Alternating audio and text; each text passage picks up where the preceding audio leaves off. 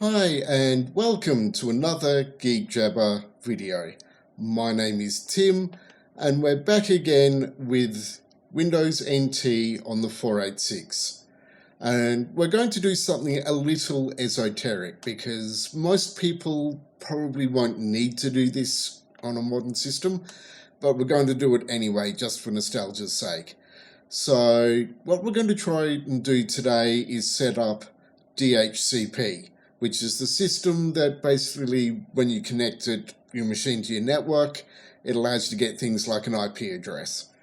Now, most people don't need to worry about it because they've got an internet router that takes on that job for them, but you can technically do it on Windows NT 3.5. So if you wanted to do it for nostalgia purposes, technically you can. So to add it, we go into Control Panel, Network, and we want to add software. And it'll take a sweet second to prepare a list of stuff we can choose from. And it is a little hidden away. So if we go in here, we've got TCP/IP protocol and related components. So if we go into that and select continue,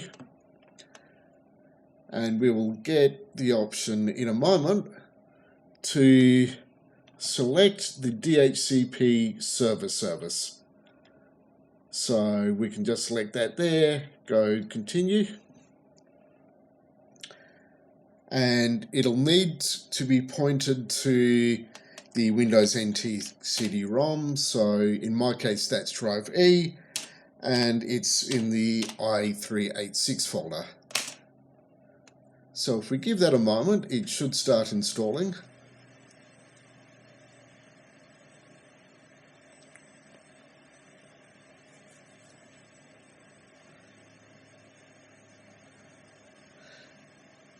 And of course it just flashes random stuff at us, but that looks like that's now installed here. So we'll need to do a reboot because Microsoft. So I will take a cut here, we'll reboot this machine, and we'll come back once that's happened. One moment please. Okay, and we're back again after a server restart. We all know Microsoft loves to reboot everything every 30 seconds, so that's not a surprise. But we now have that installed and ready to set up, so we just need to set up DHCP. So we now go into the Network Administration window and go into DHCP Manager. Now you can have multiple DHCP servers on a network. I'm not going to confuse things by talking you through that, but we'll just set it up on this machine only. So if we go to local machine and go to scope, and we'll create a scope. So we'll just use whatever I've got set up on my local network already. 192.168.1.2, and we'll go end address of 192.168.1.4. I know it's not many addresses, but this is just for illustration. Subnet mask 255.255.255.0. Now I could go into the details of how TCP/IP addressing works. That's probably a bit much for this video, so hopefully you've worked out already what addresses you want to use. And we want to set a lease duration, which is basically how long you want to reserve an IP address for a particular machine. I'm just going to use the default. We'll go OK. It'll take a moment to think because it's a 486. Come on, you can do it. We're having a good old game of I think I can, I think I can.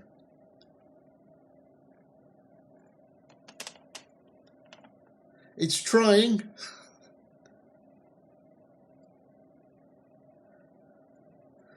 I think it's just trying to scan the network at the moment to see what's actually going on.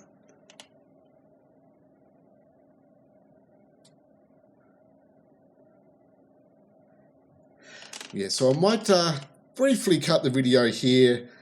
It seems to be taking a while to think. I'm not sure why, but we'll find out in a moment.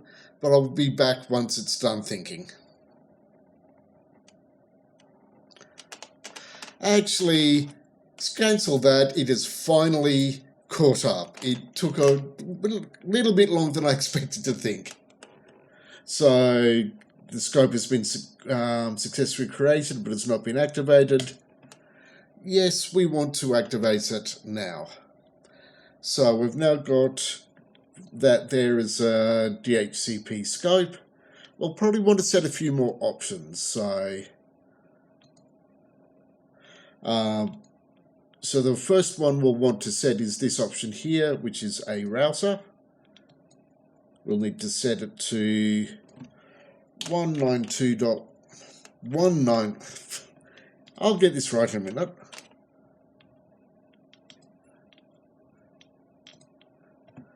It helps if I click the right button. We actually need to edit it. 192.168.1.1, which is the router on my current network.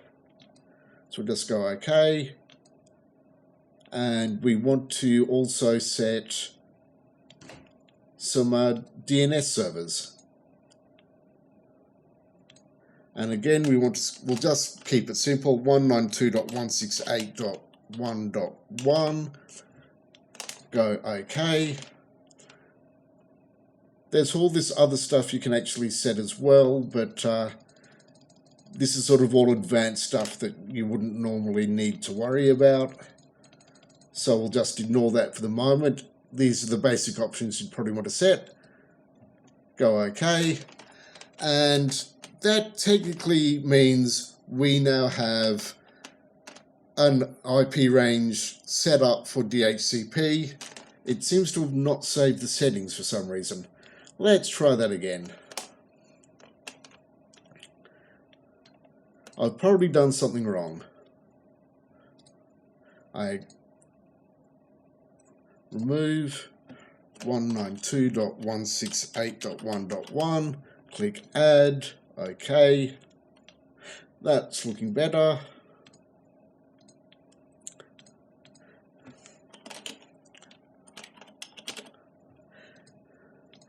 Yeah, what I forgot to do there was click the add button.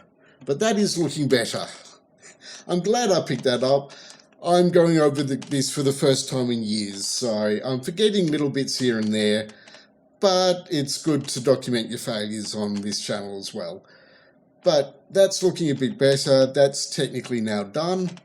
So I could technically use this machine now as a DHCP server for my network. So I could take that job off my router if I really wanted to, and it could technically work. So if you're doing a vintage network and want to use something period correct for DHCP, this is how you do it. So, or this is one way to do it. But anyway, I might wrap this video up here. So if you want to support the channel, links in the description, as is our Discord and website. You know what to do with that like button, you know what to do with that subscribe button, and I will see you in the next video.